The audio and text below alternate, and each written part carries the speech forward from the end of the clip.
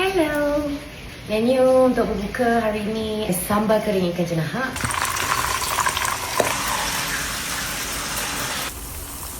Katan.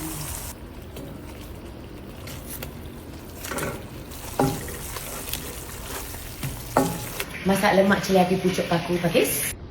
Mesti boleh pula. Okay.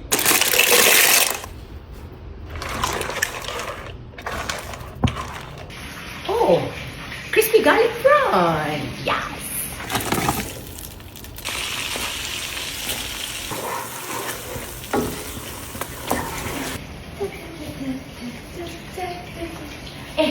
Orang Singapura jangan lupa tau, besok kita orang datang ni nak bawa sambal Isabella. Rasain goyangnya di Gemilang Kampung Gelam, Bazar R16.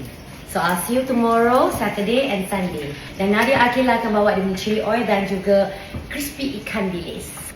I'll see you there, okay? Oh yo, ikan jenaha, sambal bunga kantan, garlic prawn, tu garing-garing tu nampak.